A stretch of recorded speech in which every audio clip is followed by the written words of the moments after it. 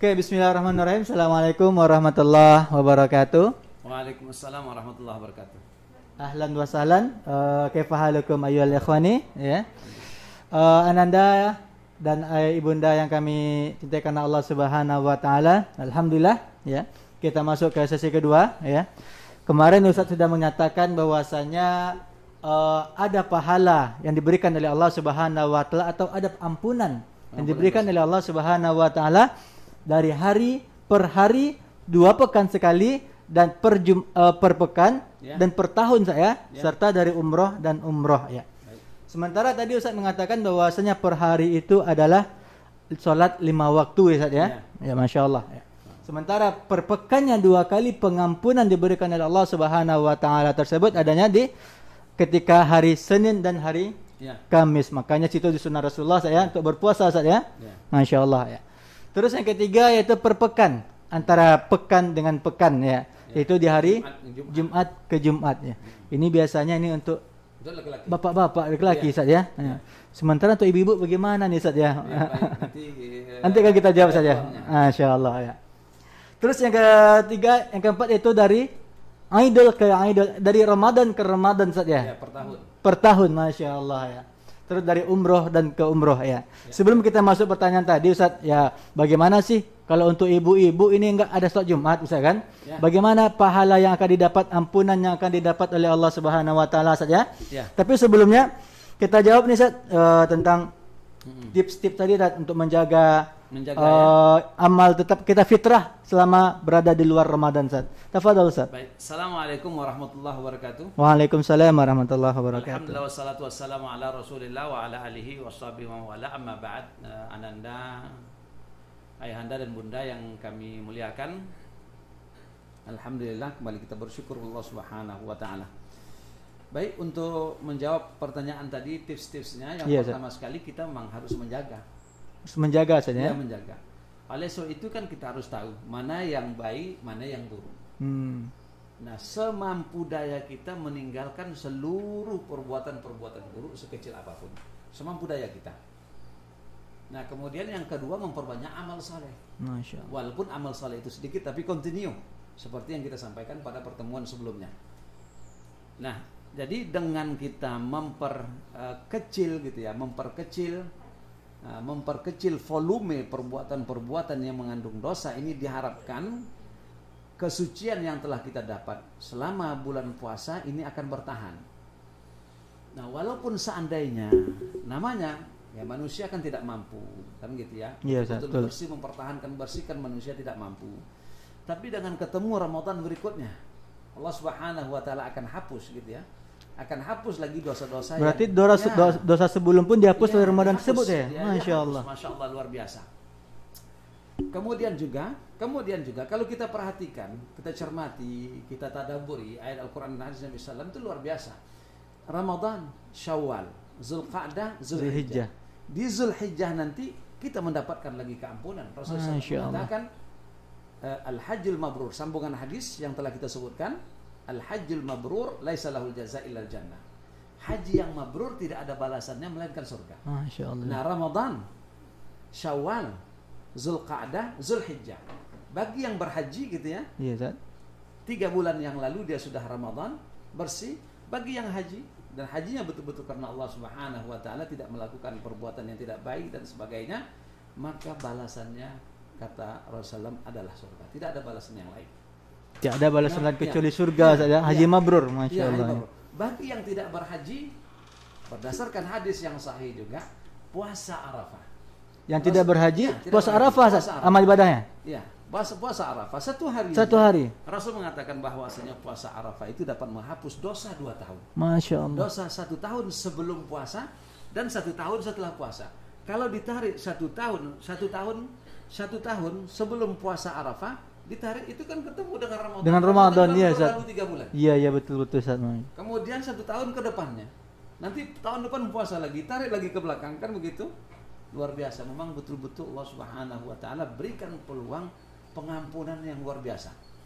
Nah, iblis ketika dia sudah terkutuk, terlaknat, kemudian diusir dari surga, dia tidak mau bersyukur ke Adam alaihissalam, Dia bersumpah, dia mengatakan bi'izzatika wa jalalika la ughwiyannahum ajma'in. Ya Allah, dengan kemuliaan dan keagunganmu ya Allah akan kusesatkan semua mereka. Allah menjawab bi'izzati wa jalali, demi kemuliaanku dan keagunganku la aghfiranna lahum.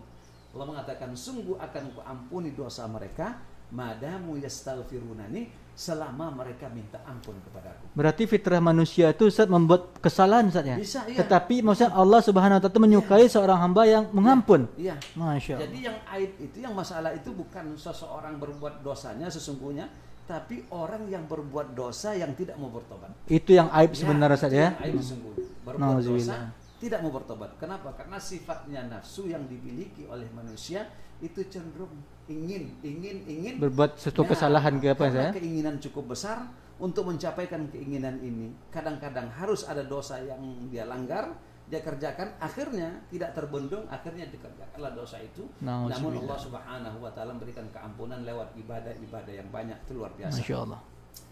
Jadi tipsnya seperti Bapak moderator yang tanyakan ke saya tadi ini, Pak Ustadz, tipsnya itu banyak istighfar. Banyak istighfar selama kehidupan kita ini ya. Benar. Baik di Ramadan atau di luar Ramadan, banyak istighfar. Kemudian betul-betul kita memilih. Ini perbuatan yang akan dilakukan ada dosa atau tidak. Ada dosa, tinggalkan. Cara menjaga seperti itu. Tapi bukan terus berapapun dosa apa semua tidak dia pikirkan, kerjakan semua. Apapun pekerjaan dia lakukan, ini ada dosa atau tidak, kan begitu. Berarti kita merasa bahwasanya kita diawasi oleh Allah Ustaz ya? Ya, benar. Kita diawasi Allah Subhanahu wa taala, dan juga Umar mengatakan hasibu anfusakum qabla an tuhasabu. Kata Umar, hitung sebelum nanti dihisab pada dihisab oleh Allah. Nah, hitung dulu sebelum dihitung pada hari kiamat. Iya. Jadi ya, amal ibadah yang kita lakukan kita pertahankan walaupun Ramadan sudah berlalu, walaupun volumenya tidak banyak, tapi rutin terus. Wa in khalla, walaupun sedikit, kata Rasul sallallahu alaihi wasallam. Baik. Terus yang tadi Ustaz, yang tentang pengampunan Allah Subhanahu wa taala, yang dari Jumat ke Jumat ini Ustaz ya? Jumat ke Jumat ini itu kan diwajibkan itu untuk kaum laki-laki, kaum Adam Ustaz ya. Sementara kaum Hawa kan tidak diwajibkan, cuma dibolehkan Ustaz ya. Nah, kalau tidak ibu-ibu ini bagaimana cara mendapatkan pengampunan dari minggu ke minggu atau hari Jumat ke Jumat? Apa amal yang dilakukan Ustaz? Masing-masing ada peluang yang khusus. Kalau yang Jumat ke Jumat kan khusus laki-laki. Betul Ustaz. Wanita kan tidak masuk. Tapi ada pintu lain yang mana wanita itu juga mendapatkan istimewaan.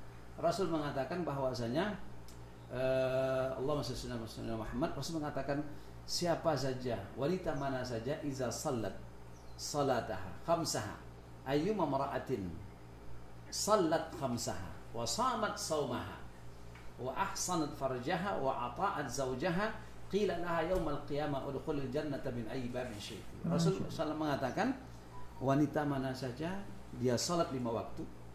5 waktu dia jaga. 5 waktu jaga saja. Ya, kemudian puasa Ramadan. Nah, kembali puasa Ramadan. Puasa Ramadan dia kerjakan dengan baik. Kemudian dia jaga kehormatan. Kemudian dia patuh kepada suaminya. Patuh kepada suaminya.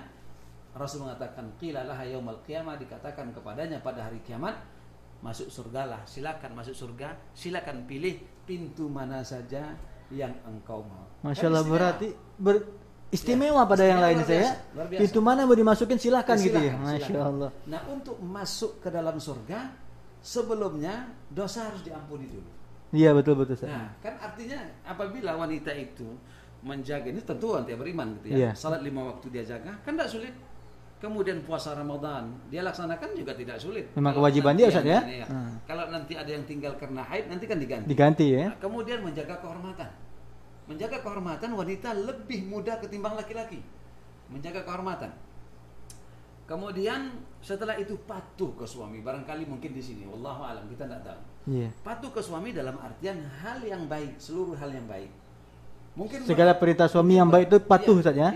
Kalau yang tidak baik itu boleh dia patuh. Rasulullah mengatakan la ta'ata li makhluqin fi ma'siyatil khaliq, tidak boleh patuh kepada siapapun kalau yang diminta itu adalah bermaksiat, walaupun suami Ustaz ya, walaupun suami, walaupun orang tua.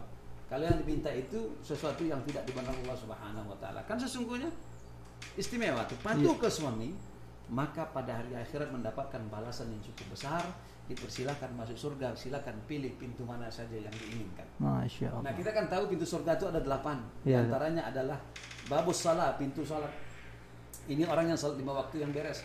Ada lagi namanya babus sadaqah, bab sedekah. Ini artinya orang yang zakatnya beres. Kemudian juga banyak sedekahnya. Karena zakat juga dikatakan sedekah. Sedekah. Ya. Zakat terbagi dua, sedekah terbagi dua, ada sedekah wajib, ada sedekah sunnah, kan gitu ya. Iya. Yang wajib adalah zakat. Kemudian ada babul jihad, pintu jihad. Kemudian ada bab birrul walidain, pintu berbakti kepada kedua orang tua. Ada bab ar-rayyan yang khusus dimasuki orang yang berpuasa.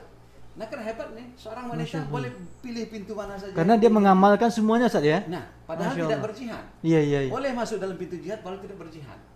Dengan melaksanakan yang kita sebutkan tadi, salat 5 waktu dijaga, kemudian yang kedua puasa Ramadan Puasanya, dia laksanakan ya. dengan baik, kemudian dia jaga kehormatannya, kemudian dia patuh kepada suaminya. Istimewa. Istimewa, Ustaz ya. Istimewa.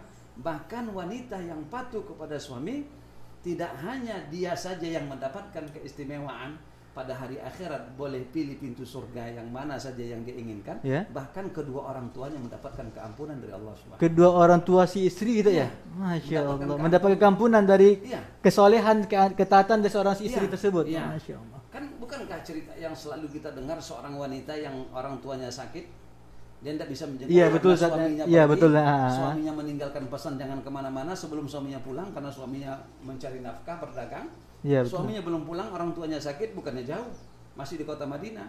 Dia tidak bisa datang menjenguk, meninggal suaminya, meninggal orang tuanya ya. meninggal orang tuanya, tidak bisa juga datang menjenguk karena suaminya belum pulang. Sama sekali nggak ketemu orang tua. Sakit, kemudian meninggal, dikuburkan, tidak ketemu. Karena ada pesan suami, luar biasa.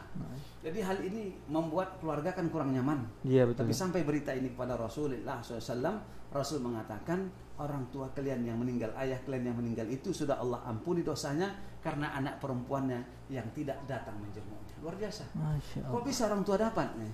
Kenapa? Karena orang tuanya lah yang mendidik anak perempuannya, begitu salihahnya dia, begitu taatnya kepada suami.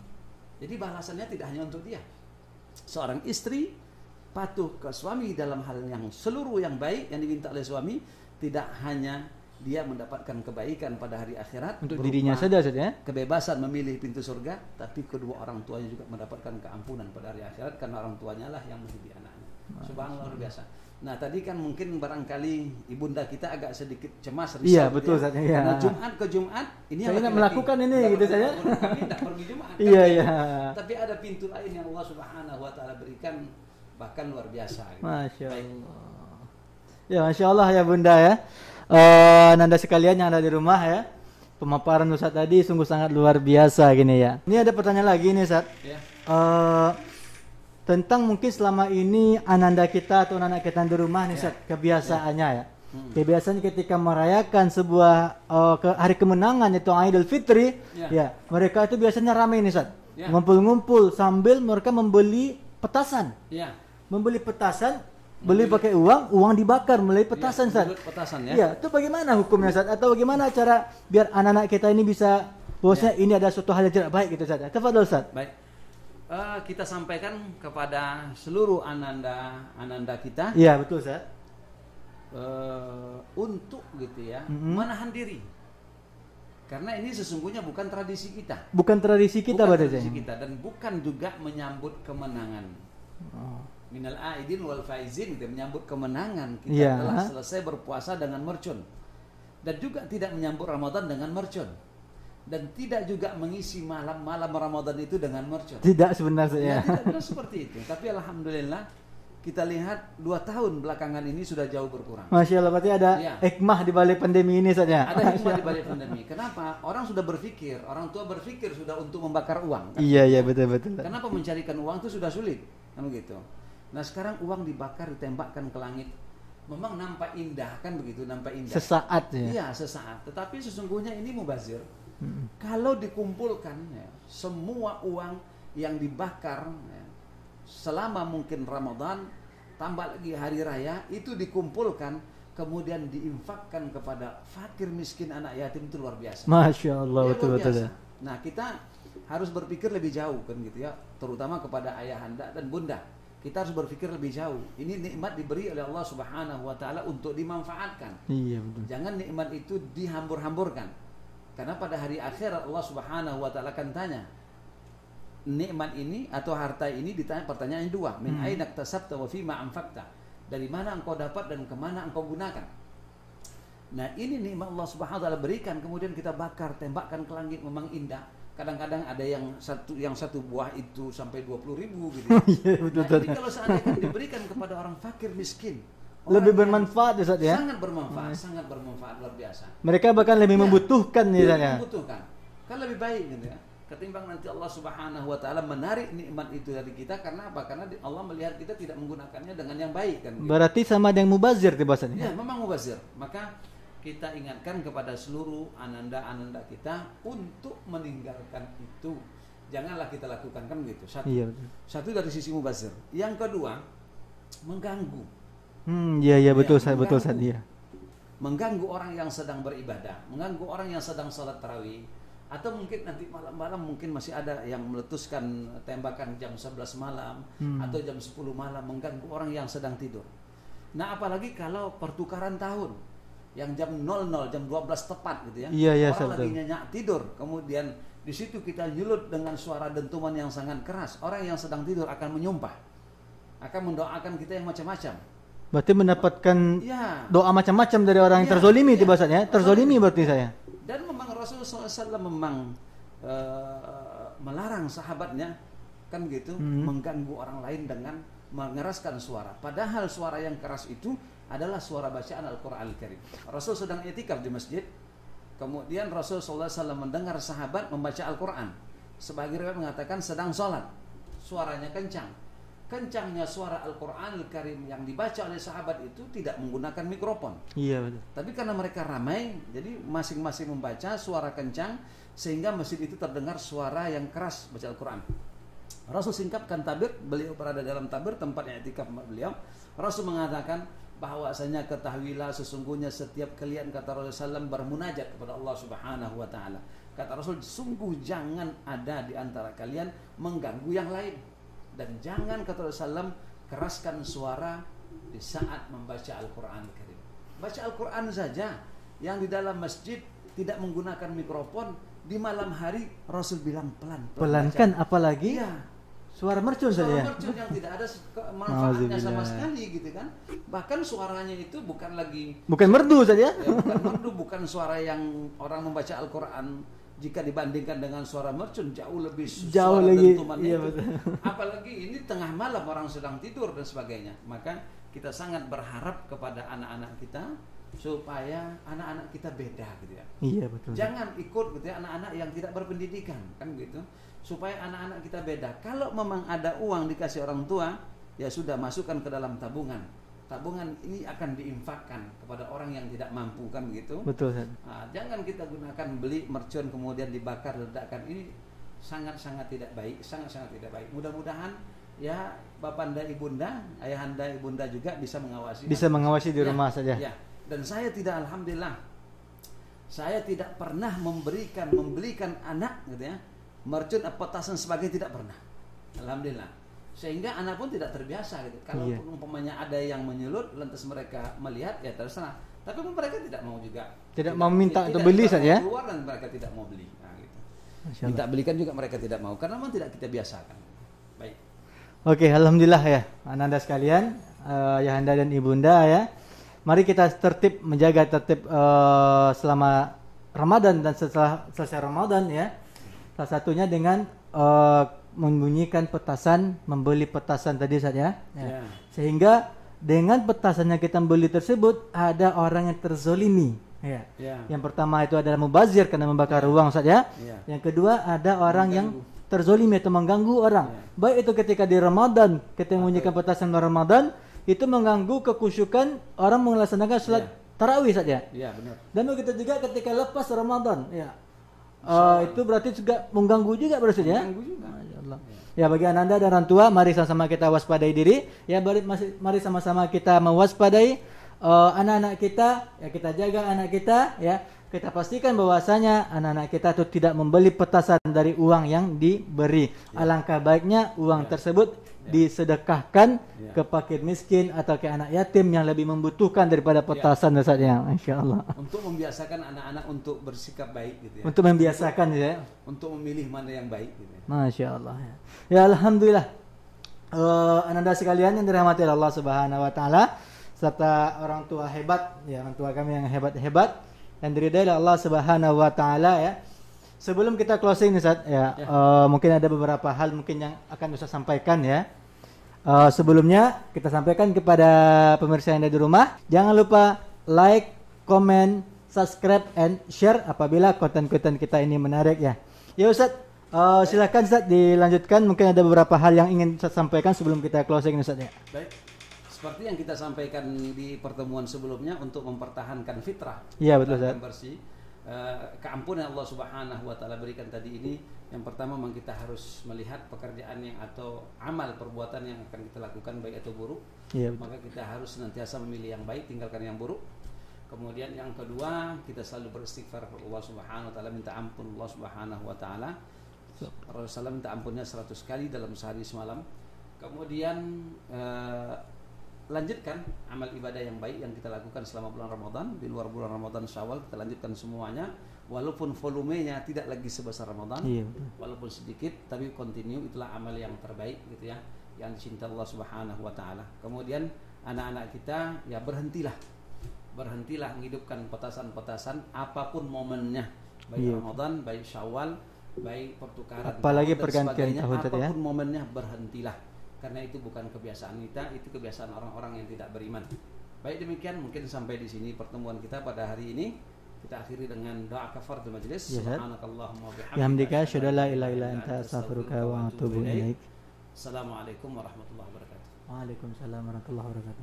Jazakumullah khairan katsiran kepada Ustaz Sobri Mahmud LC yang telah memberikan materi pada kita ya. Mudah-mudahan selama materi yang disampaikan oleh beliau bermanfaat bagi kita, menambah ilmu pengetahuan dan kita bawa untuk ke akhirat kelak. Amin ya rabbal alamin.